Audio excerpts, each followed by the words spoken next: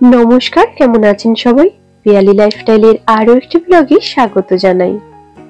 আজ বুধবার, ঘড়িতে সকাল 7:20 মতো বাজে। আর এখন আমরা সকাল সকাল রেডি হয়ে বেরিয়ে পড়েছি, যাব মেদিনীপুরে চিনির ডক্টর দেখাতে।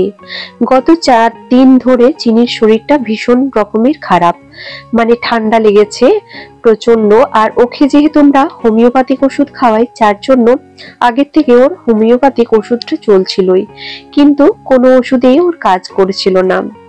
গত সরস্বতী পূজার কয়েকদিন চিনি প্রচন্ড কুয়াশার মধ্যে অনুষ্ঠান দেখেছে, নাচানাচি করেছে, বাচ্চা মানুষ যেটা হয়ে থাকে, তার উপর ওয়েদার, এই সমস্ত কারণেই চিনির শরীরটা ভীষণ রকমের খারাপ হয়ে যায়। আর গত এই 4 দিন ধরে ভীষণ রকমের জ্বর, একদমই জ্বর থামছিল না। এখানে ওর বাবা প্রেসক্রিপশন দেখে ওষুধও নিয়ে এসেছিল, কিন্তু কোনোভাবেই জ্বর ওর কমছে না। মানে আমরা আগে যে ডক্টরকে দেখাতাম, ওই ডক্টর প্রেসক্রিপশন অনুযায়ী ওষুধ নিয়ে এসেছিল ওর বাবা, কিন্তু কোনোভাবেই ওর জ্বর আর কমছিলই না।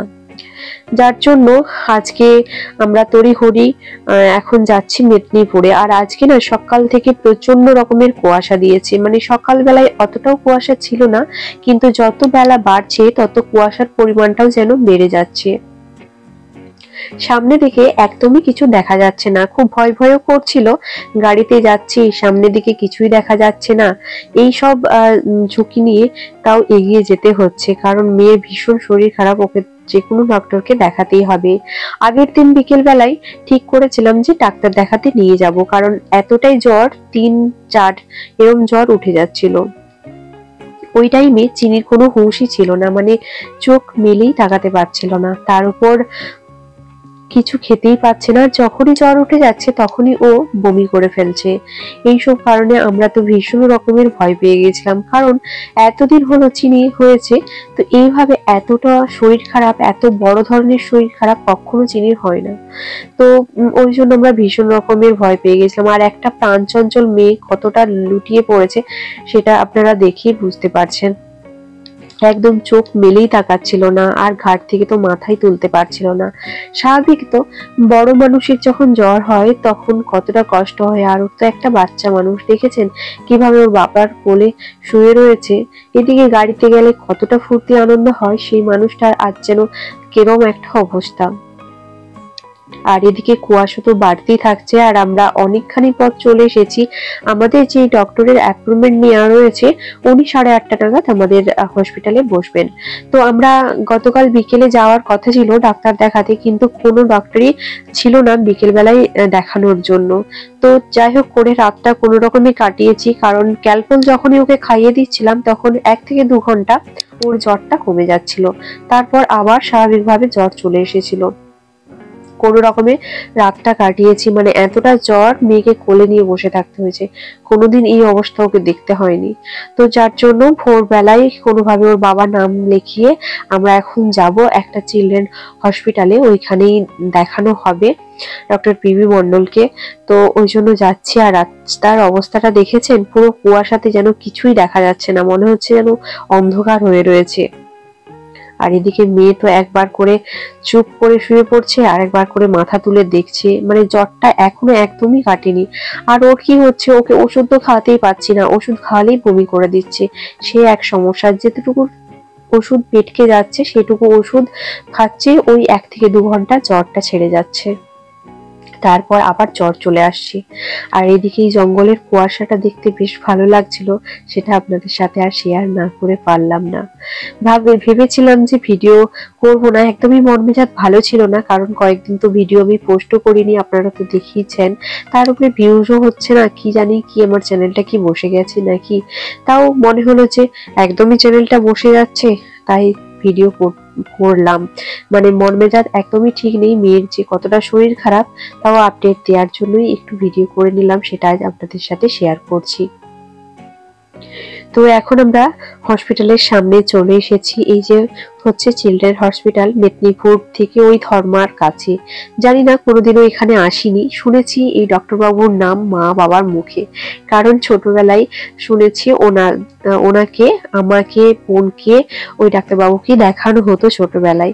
আমার ডাক্তার বাবু মানে আমি যখন ছোট ছিলাম তখন ওনাকে দেখানো হতো, আর এখনো আমার মেয়েকে আমি দেখাতে নিয়ে এসেছি। দেখছেন এখন কি অবস্থা ওর, একদমই আর উঠতেই পারছে না, একদম খাওয়ারও চাহিদা নেই। 3 দিন যাবত কোনো খাবারই খায়নি, শুধু বেস্ট মিল্ক ছাড়া। তো এখন আমরা হসপিটালের মধ্যে চলে এসেছি, আর হসপিটালের পরিবেশটা বেশ ভালো লাগছিল। কোনোদিনও এখানকে সেভাবে আসা হয়নি, মেয়ের সুবাদে আজকে প্রথম এলাম এখানে। এই রাস্তা দিয়ে সেভাবে কখনোই আসা হয়নি। বেশ ছিমছাম টিপটাপ একটা পরিবেশ। তোর বাবা যেহেতু নাম লিখিয়ে রেখেছিল, তারপর এখানে কাউন্টারে এখানে ওর নাম বলতে প্রেসক্রিপশন করে দিয়েছে। জানি না কতক্ষণ লাগবে ডক্টর দেখাতে। বেশ খোলামেলা, একদমই ভিড়ভাট্টা নেই, একদম পরিষ্কার পরিচ্ছন্ন। জায়গাটা খুবই ভালো লেগেছে। তো এখন আমাদেরকে প্রেসক্রিপশন দিয়ে দিয়েছে মেদিনীপুর চিলড্রেন হসপিটাল আর ডক্টর পিভি মন্ডল। আর এই ডাক্তারবাবুর একটু বয়স হয়েছে, কিন্তু অভিজ্ঞতা অনেকটাই বেশি, কারণ আমরা যখন ছোট ছিলাম তখনকার ডাক্তারবাবু। তো ডাক্তারবাবু এখন বসে গিয়েছেন রোগী দেখার জন্য। আর এই ডাক্তারবাবুর একটা নিয়ম যে বাচ্চাকে একদম খালি গা করে দেখবে, বাচ্চার শরীরে কোনো জামা কাপড়ই রাখা যাবে না। সেই জন্য আমাদের চিনিরও খালি গা করে ডাক্তারবাবুকে দেখিয়ে নিয়েছি। আর এখন আমরা ওই যে গাড়ি আমাদের দাঁড়ানো রয়েছে পার্কিং এ, ওইখানেই যাচ্ছি। একদম বেশি টাইম লাগেনি। মানে কি যে ডাক্তারবাবু দেখলেন আমি জানি না, থ্যাটিস্কোপটাও আমাদের কচু একদমই গায়ে লাগাতে দিয়েনি। তো যাই হোক, উনি ওষুধ দিয়েছেন, তারপর আবার 5 দিন পরে আসতে বলেছেন। তো আমাদের এখন ডাক্তার দেখানো কমপ্লিট। আর এই হচ্ছে হসপিটালটা। হসপিটালের পরিবেশটা বেশ ভালো, চারিদিকে বাগানের মতো রয়েছে। তো তারপর আমরা একটু ওয়েট করলাম, দাঁড়িয়েছিলাম, কারণ আমাদের যে ড্রাইভার ও খেতে গিয়েছিল। তো তারপর ও এসে যাওয়ার পর এখন আমাদের গাড়ি ছেড়ে দিয়েছে, আর এখন আমরা বাড়ির পথে রওনা দিয়েছি। আর চিনির তো ভীষণ রকমের জ্বর, একদমই জ্বর কাটছে না বললেই চলে। দেখছেন কেমন চোখ বুজে রয়েছে, কিন্তু মায়ের কোলে বসবে না, পাপার কোলেও বসবে না, মাসিমণির কোলেও বসবে না।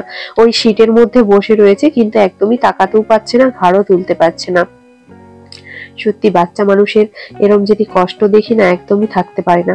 আর এখন আমরা গ্রামে চলে এসেছি, আর আমাদের এখানে রাস্তার কাজ হচ্ছে। রাস্তাটা এখানে ঢালাই হবে, পুরো একদম রাস্তাটা তুলে দেয়া হচ্ছে বুলডোজার দিয়ে, তারপর নতুন করে রাস্তা হবে। আমাদের এই রাস্তাটা অনেক দিন ধরে খারাপ রয়েছিল। তো যাই হোক, অনেকদিন পর এখন বাগানোর জন্য লেগেছে, তাও পিচ হবে না, ঢালাই হবে। যাই হোক, যেটুকু হোক সেটুকুই হোক, কারণ এই বর্ষাকালে ভীষণ রকমের অসুবিধা হয় আমাদের এখানটাতে যাতায়াত করতে করতে। তো এখন আমরা একদম বাড়িতে চলে এসেছি। আর এই যে সন্ধ্যেবেলায় ওর একটু জ্বরটা কেটে গিয়েছিল, আর ওর বাবা এসে রয়েছে, কারণ বাবা অফিস চলে গিয়েছিল, তারপর এখন সন্ধ্যেবেলায় চলে এসেছিল। তো ওর ভীষণ জ্বর এসেছিল। তারপর যাই হোক করে একটু ওষুধ খাইয়েছিলাম, ওষুধটা আবার বমিও করে দিয়েছিল। তো কিছুটা হলেও ওষুধ পেটে গিয়েছিল, যার জন্য একটু এখন জ্বরটা ছেড়েছে। তারপর ওর বাবা ওর জন্য কিছু বিস্কিট, শুটি ভাজা এইসব নিয়ে এসেছি, খাওয়ানোর চেষ্টা করছে। কিচ্ছু তো মুখেই দিচ্ছে না, একদম একটা দুটা করে আমার কাকুর মুখে মুড়ি দিচ্ছিল, তাও দিচ্ছিল না। একটু জ্বরটা কেটেছে বলে এখন ওই যে ক্যাকটাস নিয়ে খেলা করছে।